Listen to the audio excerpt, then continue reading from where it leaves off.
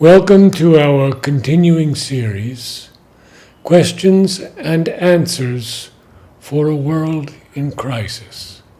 Today, On the Mother, Part 3. We quote some letters from Sri Aurobindo to disciples as examples of the manner in which Mother worked on them. They are illustrative now as they were then, for the Mother resides in us and hears our questions, our difficulties and challenges, and responds to them intimately to each of us. From Sri Aurobindo. The difficulty about meeting your demand that the Mother should plan out and fix a routine for you in everything which you must follow, is that this is quite contrary to the Mother's way of working in most matters. In the most physical things, you have to fix a program in order to deal with time. Otherwise, all becomes a sea of confusion and haphazard. Fixed rules have also to be made for the management of material things, so long as people are not sufficiently developed to deal with them in the right way without rules. But these things of which you write are different. They are concerned with your inner development, your sadhana. In fact, even in outward things, the Mother does not plan with her mind and make a mental map and rule of what is to be done. She sees what is to be done in each case and organizes and develops it according to the nature of each case.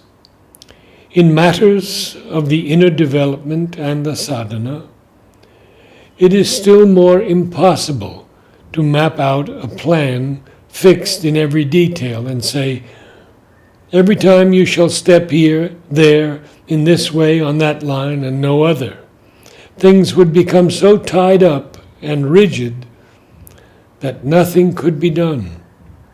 There could be no true and effective movement. If the Mother asked you to tell her everything, it was not in order that she might give you directions in every detail which you must obey. It was in order, first, that there might grow up the complete intimacy in which you would be entirely open to her, so that she might pour more and continuously, and at every point, the divine force into you, which would increase the light in you, perfect your action, deliver and develop your nature. It is this that was important. All else is secondary. Important only so far as it helps this or hinders. In addition, it would help her to give wherever needed the necessary touch, the necessary direction, the necessary help or warning, not always by words, more often by a silent intervention and pressure. This is her way of dealing with those who are open to her. It is not necessary to give express orders at every moment and in every detail. Especially if the psychic consciousness is open, and one lives fully in that, it gets the intimation at once and sees things clearly and receives the help, the intervention, the necessary direction or warning. That was what was happening to a great extent when your psychic consciousness was very active. But there was a vital part in which you were not open, and which was coming up repeatedly. And it is this that has created the confusion and the trouble. Everything depends on the inner condition, and the outward action is only useful as a means and a help for expressing or confirming the inner condition and making it dynamic and effective. If you do or say a thing with the psychic uppermost or with the right inner touch, it will be effective. If you do or say the same thing out of the mind or the vital, or with a wrong or mixed atmosphere, it may be quite ineffective. To do the right thing in the right way, in each case and at each moment, one must be in the right consciousness. It can't be done by following a fixed mental rule, which under some circumstances might fit in and under others might not fit in at all. A general principle can be laid down if it is in consonance with the truth, but its application must be determined by the inner consciousness, seeing at each step what is to be done or not done. If the psychic is uppermost, if the being is entirely turned towards the mother and follows the psychic, this can be increasingly done. All depends, therefore, not on a mental rule to follow in practice, but on getting the psychic consciousness back and putting its light into this vital part, and making that part turn wholly to the mother. It is not that the question of your going too much to your sisters is of no importance. It is of considerable importance. But to limit the contact is effective only as a means of helping your vital part to withdraw from the servitude to old movements. It is the same everywhere. The kind of outward obedience you lay stress on, asking for a direction in every detail, is not the essence of surrender, although obedience is the natural fruit and outward body of surrender.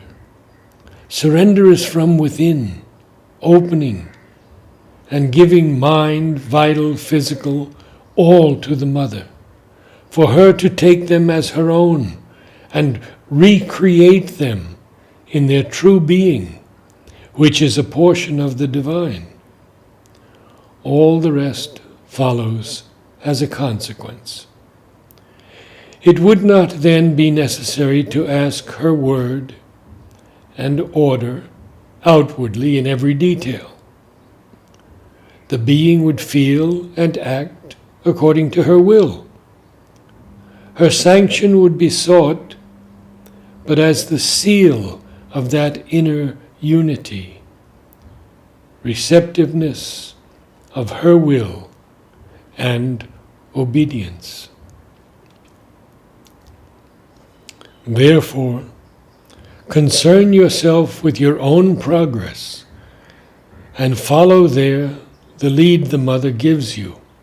Leave X or others to do the same. The mother is there to guide and help them according to their need and their nature. It does not in the least matter if the way she follows with him seems different or the opposite of that which she takes with you. That is the right one for him, as this is the right one for you. Disciple. X would like to see the mother and place his difficulties before her. His chief difficulty is how to reconcile the bliss, harmony, and unity, Satchidananda, with the discord, strength, and rapaciousness that one finds in the actual world. Sri Aurobindo. You can tell him Mother does not discuss these mental problems, even with the disciples. It is quite useless trying to reconcile these things with the intellect. For there are two things: the ignorance from which the struggle and discord come, and the secret light, unity, bliss, and harmony. The intellect belongs to the ignorance. It is only by getting into another consciousness that one can live in the light and bliss and unity, and not be touched by the outward discord and struggle. That change of consciousness, therefore, is the only thing that matters. To reconcile with the intellect would make no difference. If he likes, you can lend him the conversations, as he wants to converse with the mother. Disciple. Does the divine turn away its eyes from people like X, who disobeys the mother, and allow them to do whatever they like? Sri Aurobindo. That is the mother's business. She alone can say what is the right way to deal with people. If she were to deal with people only according to their defects, there would be hardly half a dozen people left in the ashram. 26 March 1933. Sri Aurobindo. I am sure there are reasons for everything the mother does, and that what she does is suited to the needs of each one. But the vital does not believe it, and it is not yet well established in the mind. Disciple. How can I make my vital being understand that the mother is never partial? Sri Aurobindo. One way is to have entire faith in the mother. The other is to believe that she is wiser than yourself and must have reasons for everything she does, which are better than your mind's judgments. Disciple. And how can this understanding be firmly established in my mind so that it does not yield to any temptation? It should be established. That is all. So long as the vital or mental think themselves wiser than the mother and able to judge her, how do you expect these stupidities to disappear? The mother's injunction to work in peace and harmony with the others concerned those whom you meet for work, not a personal relation such as you had with X. The mother is the sole judge of what is necessary for each, and she is not bound to apply the same rule to everybody. The Guru deals with each disciple in a different way and does not keep one law for all. You are allowed to mix with X for a long time, like Y with Z and A with B. In all cases, it has been bad for those who do not give up the special relation, preventing them from being successful in the yoga for which they came. The mother does not interfere decisively for a time, but only lets each know that it is better for them not to mix in a specially intimate way, and she waits for them to realize it. When one or the other of the two, or both, realizes or begins to realize that it is better to break the special connection, then Mother intervenes.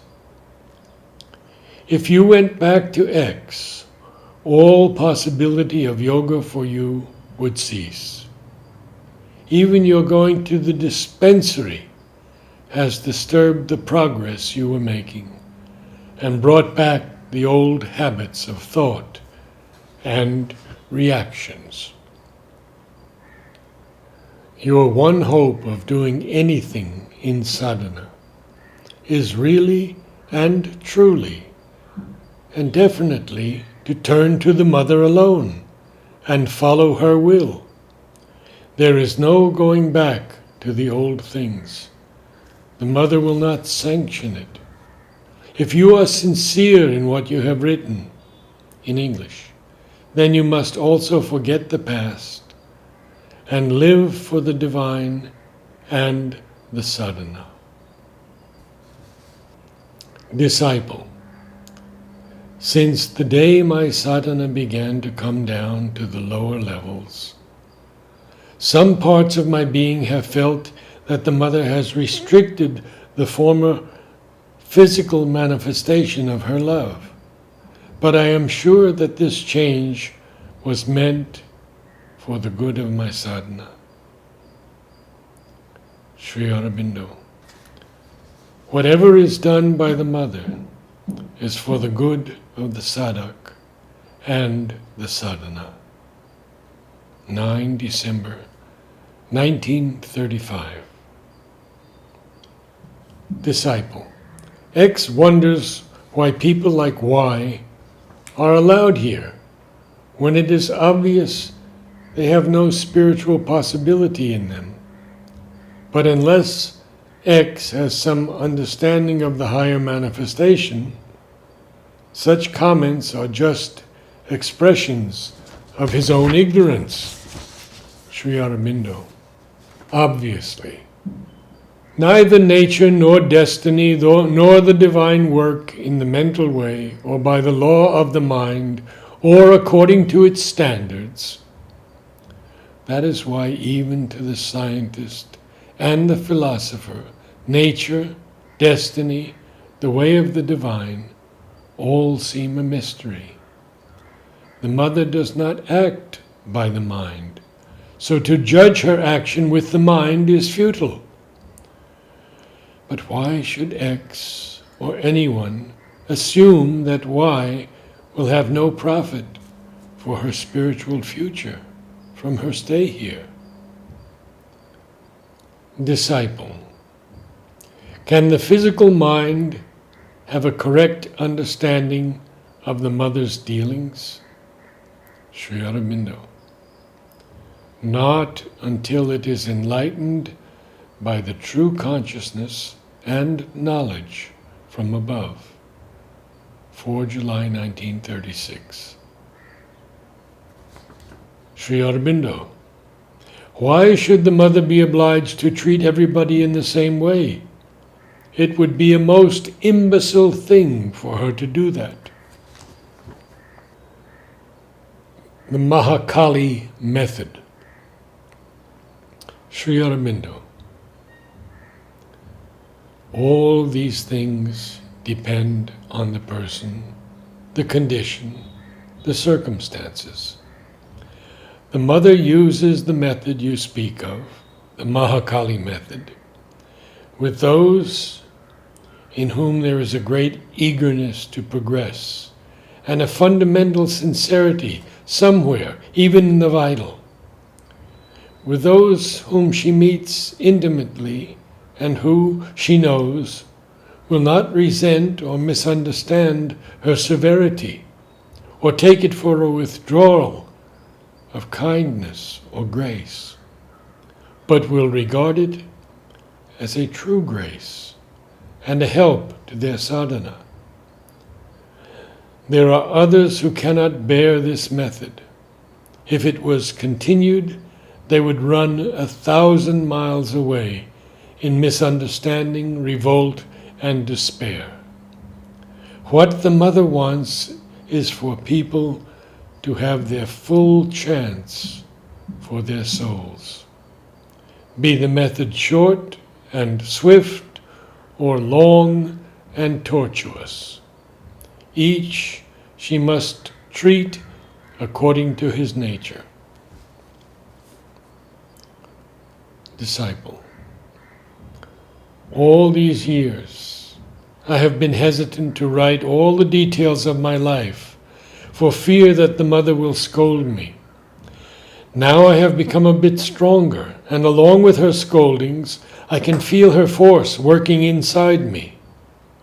By her infinite compassion, I am out of fear. Sri Aurobindo. If you are afraid of the Mother's scoldings, how will you progress? Those who want to progress quickly welcome even the blows of Mahakali, because that pushes them more rapidly on the way. 28 September 1933. Namaste.